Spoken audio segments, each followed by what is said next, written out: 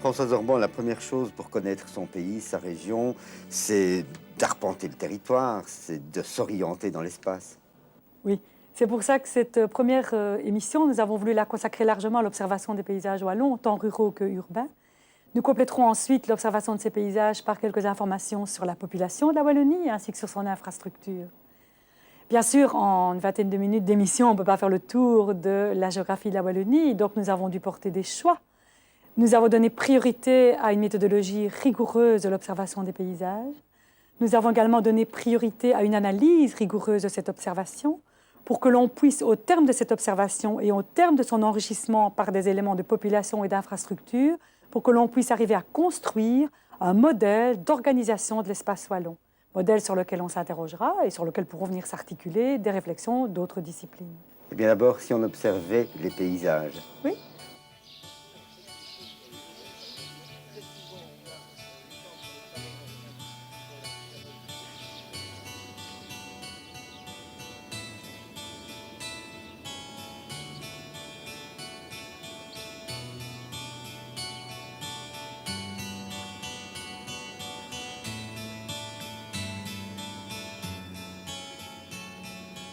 Et qu'est-ce que vous cherchez dans un paysage? Vous avez un regard précis?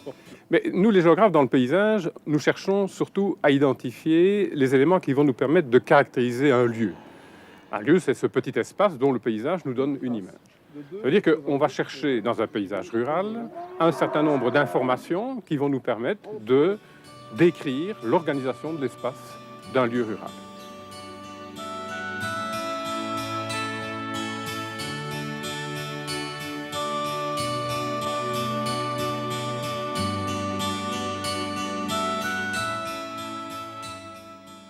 Alors, les éléments qu'on cherche dans le paysage, ce sont d'abord des éléments qui vont nous permettre de caractériser la nature du lieu. Donc, on va s'intéresser aux formes de la surface du sol, tout ce qui va entrer dans une composante qu'on va appeler le relief.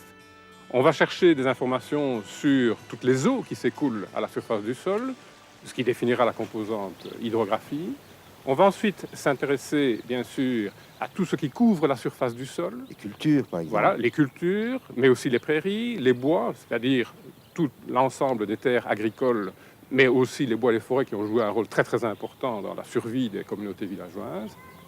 Tout ce qui est bâti, donc l'ensemble des bâtiments qu'on va trouver dans un village que l'on va qualifier d'habitat. Puis il y a les chemins. Et puis il y a effectivement la voirie. Il y a aussi les réseaux de distribution qui sont devenus aujourd'hui extrêmement importants, qui vont définir donc la dernière composante paysagère qui est l'infrastructure. Alors, cas d'application, nous sommes à Tignes. Alors, à Tignes, évidemment, la première démarche à faire, c'est de gagner un point élevé pour avoir une vision globale du lieu Tignes, puisque le paysage, c'est évidemment une approche globale qui envisage tous les éléments du lieu sur lequel on veut travailler. Ce qui frappe l'observateur situé sur un point élevé par rapport au village, c'est d'abord l'ouverture du paysage. La vue porte loin. C'est ensuite le contraste entre un espace habité caractérisé par ses bâtiments, ses jardins et ses vergers, et un espace cultivé caractérisé par les champs, les prairies et les bois. L'espace habité définit ce que l'on appelle l'auréole villageoise. L'espace cultivé ou espace agricole porte le nom de finage. Auréole villageoise et finage viennent s'inscrire dans une topographie particulière qui, avec l'hydrographie et les autres éléments naturels, définit la structure du site. Ici, par exemple, le village s'est développé sur une pente relativement forte, exposée au sud-est. Un bas de versant d'adret, c'est-à-dire exposé au soleil. Une vue rapprochée de l'auréole villageoise met tout de suite en évidence la densité de l'habitat et l'homogénéité des bâtiments. Homogénéité des couleurs notamment due au fait que la majorité des murs sont en calcaire et les toitures en ardoise. Différentes fonctions apparaissent également à l'intérieur du village. On repère immédiatement l'église, une chapelle entourée d'un cimetière, quelques granges, un château ferme et les maisons. Les bâtiments semblent implantés de manière très désordonnée. Mais l'observation d'une rue traditionnelle à Lisogne, un village voisin, montrent que la localisation de l'habitat ne se fait pas comme aujourd'hui en fonction de la voirie, mais en fonction soit de la recherche de la meilleure exposition de la façade du bâtiment, soit des commodités d'accès au bâtiment, ou encore en fonction de la place disponible.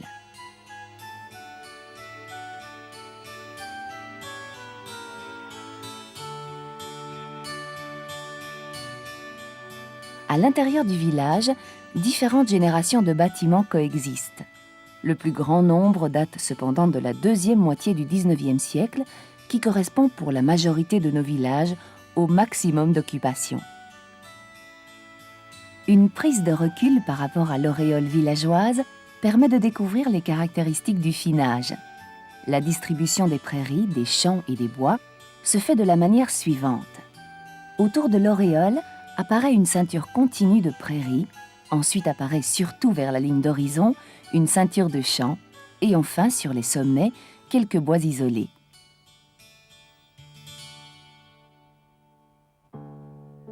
Les données recueillies à Tignes et à Lisogne et dans toute une série d'autres villages condrusiens peuvent conduire à une modélisation de l'espace du Condro.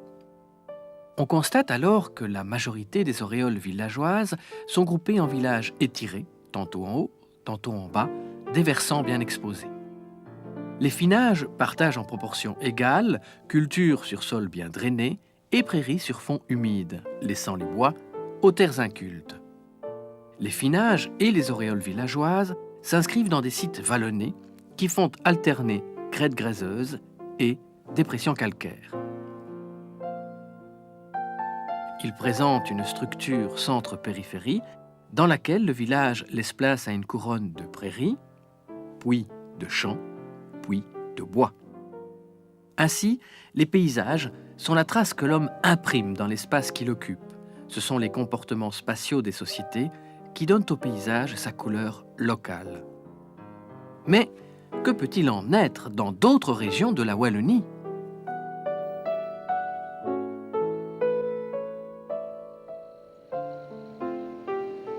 En Famenne comme en Fagne, les maisons et les fermes traditionnelles sont construites en colombage ou le plus souvent en calcaire. Elles se groupent en villages denses, localisés au bas des versants, dominant une dépression.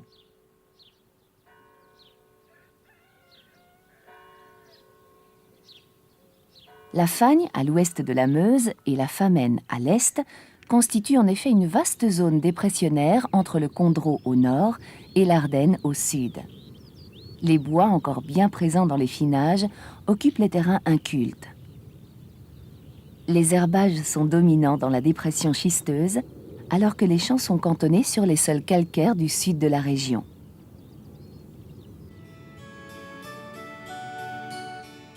Sur le haut plateau ardennais, l'habitat prend des allures montagnardes.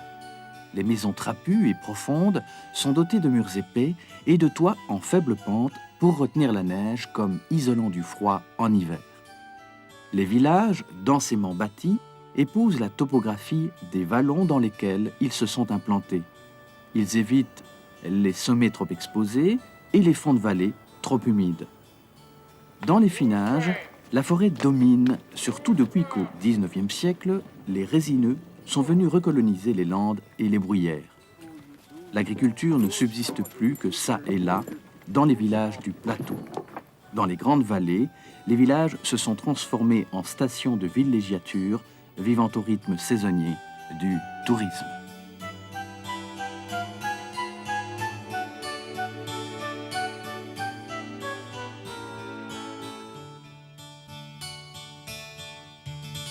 En Lorraine, les grès ocre, utilisés pour construire les bâtiments, donnent une tonalité chaude au village. Jadis, ils étaient cependant recouverts d'un enduit épais, badigeonné à la chaux colorée. Les maisons, parallèles à la voirie, sont séparées de la chaussée par un espace largement dégagé servant à parquer le charroi et à stocker le bois de chauffage et le fumier. Cette sorte de cour, ouverte sur la rue, est appelée usoir. Les maisons se groupent en villages-rues, dont les origines remontent soit à un souci précoce de planification, soit à une adaptation à la topographie des lieux. Le relief est fait ici d'une succession de longues pentes douces, tournées vers le sud, se terminant au nord par des abrupts marqués. Dans les finages, les bois soulignent les terrains incultes, localisés sur les sommets ou sur les pentes abruptes. Aujourd'hui largement dominés par les herbages, les finages révèlent, à travers des parcelles étroites établies en terrasse, un passé culturel pas si lointain.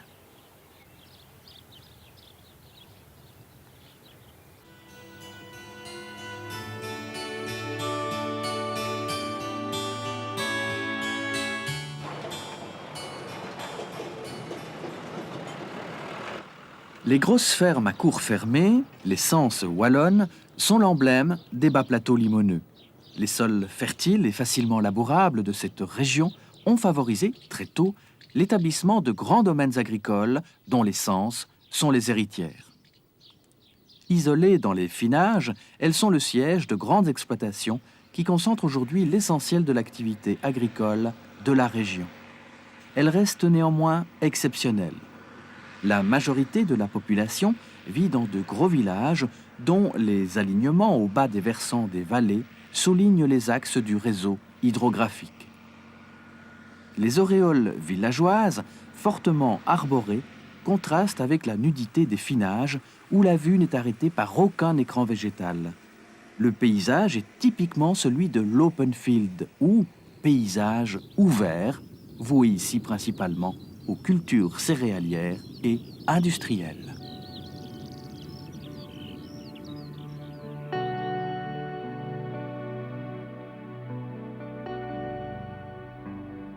Les paysages du pays de Herve sont marqués par l'omniprésence de l'arbre et la dispersion de l'habitat entre de gros noyaux villageois. Les villages se localisent en contrebas des sommets sur des croupes surbaissées séparant les nombreux petits vallons qui ont entaillé le plateau. Les maisons villageoises se groupent autour d'un espace central dégagé, parfois contigu à l'église et au cimetière. Traditionnellement, c'est la place du marché. Les murs qui l'abordent portent encore les anneaux destinés à attacher le bétail les jours de foire. Les maisons, à l'architecture quasi urbaine, appartenaient à une population non agricole, celle des riches marchands et des artisans. Le village, devenu un centre de commerce des produits agricoles, a rejeté la fonction agricole dans le finage. Les petites fermes éparpillées entre les villages se sont dès le XVIIe siècle orientées vers l'élevage. Les villes proches, réclamant de plus en plus de produits frais, ont permis à des exploitations de petite dimension d'assurer des revenus sans précédent à leurs propriétaires. L'élevage laitier, développé dans des prairies clôturées par des haies autour de la ferme, a été associé à la production de fruits dans des vergers plantés sur pâture. Cette vocation herbagère des finages a créé un paysage dit fermé ou de bocage, aujourd'hui menacé. Ce qui ressort de cette promenade dans tous les paysages wallons, c'est leur diversité. Oui, au terme de cette longue promenade que nous avons faite à travers l'espace rural wallon, nous avons mis en évidence une extrême diversité des régions que nous avons parcourues. Cette diversité paysagère est une richesse pour la Wallonie, richesse patrimoniale qu'il convient non seulement de conserver, mais surtout de promouvoir, je pense. Ils sont aussi, ces espaces ruraux, en dialogue avec les villes chez nous. En dialogue permanent. Espace rural, espace urbain sont de moins en moins distincts, sont de plus en plus en interaction. L'espace urbain est de plus en plus en train de pénétrer notre espace rural. Et je pense qu'on pourrait appliquer exactement la même méthodologie d'observation. Et je vous propose de partir pour Liège et de parcourir cette ville que nous avons sélectionnée en ce fait qu'elle représente la complexité de l'ensemble des paysages que l'homme a produits au niveau de la ville.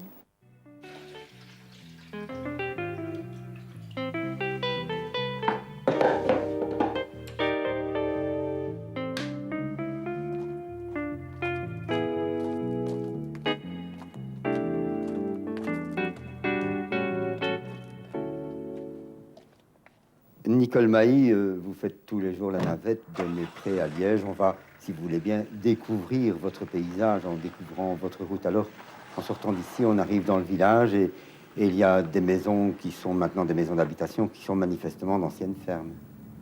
Oui, en effet, sur le trajet, j'ai l'occasion de passer devant pas mal de bâtiments qui sont des bâtiments du centre du hameau et dans lesquels il y a eu pas mal de transformations. Et ces transformations sont le résultat de citadins qui sont venus ici dans cette campagne qui a l'occasion de ne pas être trop loin de Liège et qui a aussi l'opportunité de pouvoir avoir encore un paysage qui est assez naturel, entre guillemets, assez verdoyant. L'invasion, si vous voulez, de la campagne par des citadins, est-ce que c'est porteur d'harmonie ou bien d'autre chose, d'après vous? La urbanisation, pour moi, même si j'en profite, ce n'est pas quelque chose qui est très harmonieux dans le paysage parce qu'il y a beaucoup de diversité.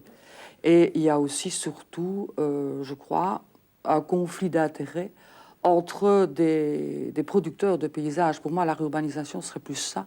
C'est des gens qui ont produit un paysage, qui avaient une certaine harmonie, et des gens qui viennent consommer ce paysage, qui veulent garder cette harmonie, mais qui abîment ce paysage.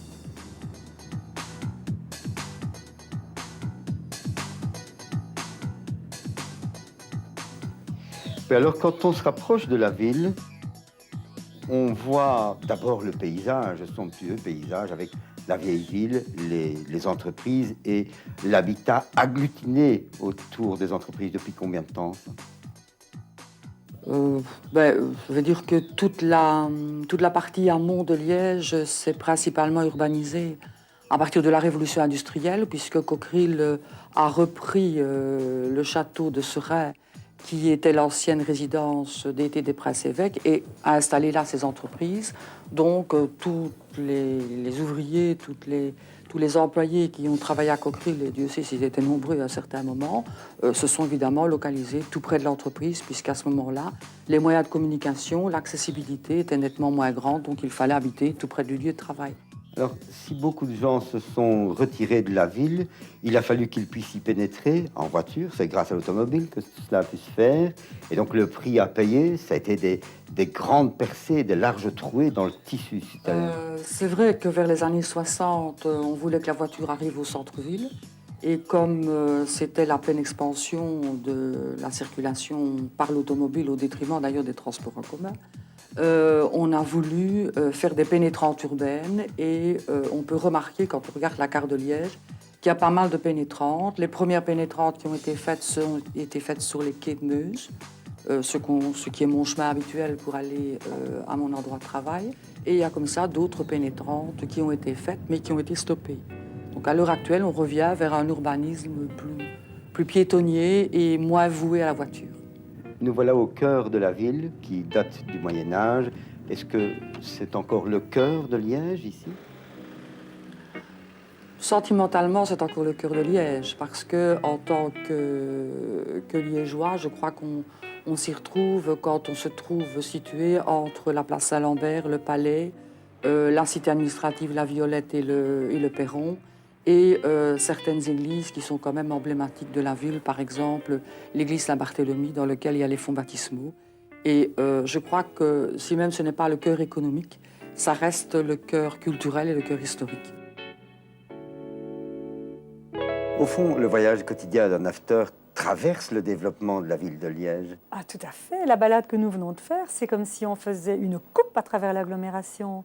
Et cette coupe peut d'ailleurs nous aider, si elle est bien lue, à construire le modèle d'organisation de la ville. Ce que je vous propose de faire, mais en partant en sens inverse, partons du centre de Liège et revenons vers sa périphérie. Ainsi, le centre moyenâgeux de Liège se retrouvera vite encerclé par le développement proto-industriel et industriel ensuite de la ville. Dans le site liégeois très contraignant, ces auréoles successives se mettent en place. Au fil du temps, ces anneaux s'étirent le long des pénétrantes, ces fameuses routes qui mettent en relation le centre-ville avec sa périphérie. C'est à partir des années 60 environ, notamment grâce à la voiture individuelle, que se met en route le phénomène de rurbanisation, c'est-à-dire que bon nombre d'urbains vont s'installer dans les campagnes proches. Le phénomène s'amplifie durant les années 70 et 80. Ainsi, la ville éclate et des lotissements s'accrochent autour des villages de la périphérie en la modifiant. Cela provoque souvent un gaspillage d'espace et une restructuration qui engendre de nouvelles activités, cinéma, commerce ou entreprises périphériques, provoquant évidemment des problèmes de gestion et de mobilité, voire certains conflits nouveaux entre le centre-ville et la périphérie. Ce qu'on voit à Liège, on le voit partout en Europe. On pourrait modéliser la plupart des villes européennes de la même manière pour aboutir à ce que les géographes appellent le modèle radioconcentrique, c'est-à-dire ce modèle qui fait emboîter des anneaux concentriques successifs. La plupart des villes européennes se prêtent à ce modèle, à l'exception de quelques villes nouvelles où vraiment quelques rares exceptions existent. Ce qu'il y a, c'est que l'espace de ces anneaux est de plus en plus difficile à gérer. Voir la pénétration, la mobilité des populations vers le centre-ville, ce qui ouvre tout le débat très à la mode actuellement de la recentralisation des villes. Dès lors qu'on parle de conflit et de recentrage, on ne parle pas seulement d'espace, mais on le met en relation avec les gens.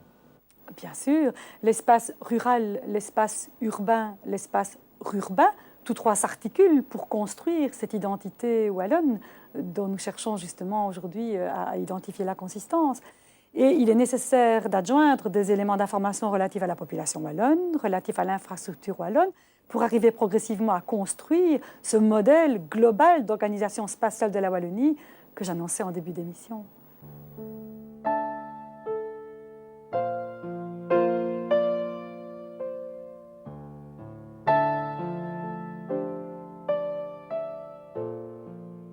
Jusqu'à la Première Guerre mondiale, la population wallonne et celle des autres régions ont progressé parallèlement. Mais dès l'entre-deux-guerres, la croissance wallonne a ralenti et après 1945, la vague d'immigration ayant été presque stoppée en Wallonie, sa population a stagné alors que la Flandre continuait à progresser.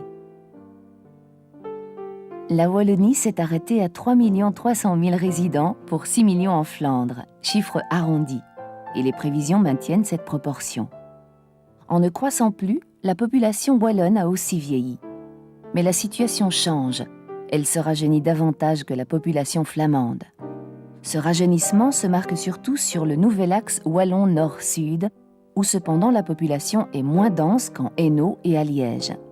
De plus, il est encore trop récent pour déjà rajeunir la population active en Wallonie. Donc, la Flandre gardera encore quelques années son avantage démographique. Le potentiel jeunesse du nouvel axe nord-sud pour être conservé, voire renforcé, doit s'appuyer sur une dynamique faite de l'existence de bonnes infrastructures, du renforcement de la fonction régionale à Namur, de son potentiel universitaire et de l'offre des nouvelles conditions d'implantation des entreprises modernes. Parcs industriels verts et bien équipés en télécommunications, proximité des réseaux de communication et des centres de recherche et disponibilité d'une main-d'œuvre jeune et qualifiée.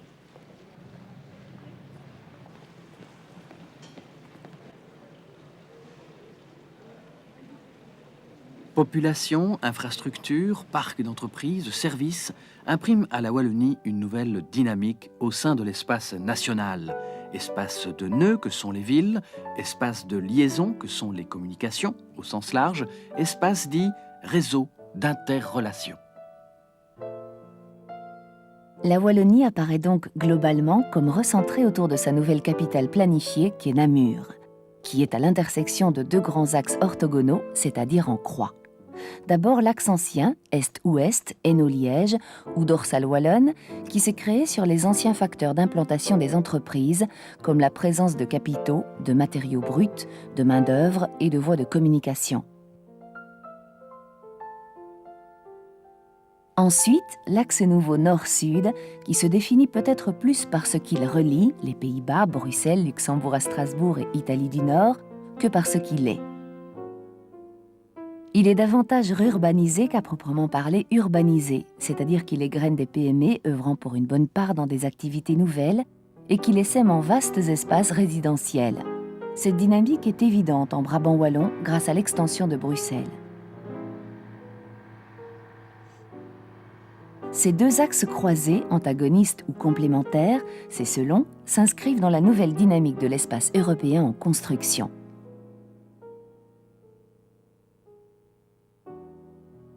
Cette dynamique orthogonale, c'est comme posée sur les grandes régions agronaturelles du territoire wallon, avec une agriculture plus riche au nord qu'au sud, lequel compense par un potentiel touristique élevé. Enfin, la Wallonie entretient des relations prometteuses avec les régions de France, d'Allemagne et du Luxembourg.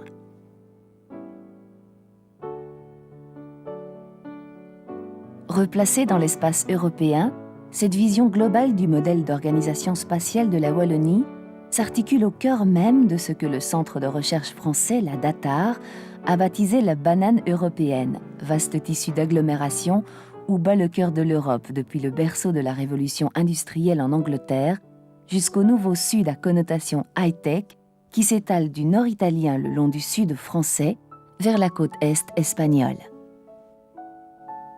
Françoise Orban, il faut dire le rôle de l'espace wallon dans ce nouvel espace européen qu'est la banane européenne. Oui, c'est au sein de cette banane européenne que la Wallonie doit mettre en évidence ses potentialités et les mettre au service d'un développement intégré à l'Europe.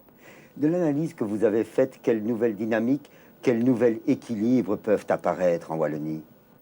Le regard systémique que le géographe a porté au cours de cette émission sur l'espace wallon, le regard qu'il a porté sur le système des réalités wallonnes, a aidé à cerner la globalité de l'espace wallon. Et ça nous permet d'affirmer qu'un nouvel équilibre, effectivement, se met en place. Renforcement de deux axes urbanisés, l'ancienne dorsale wallonne que tout le monde connaissait depuis longtemps, et ce nouvel axe nord-sud, porteur de dynamique nouvelle, qui est en train de se développer au sein de la Wallonie.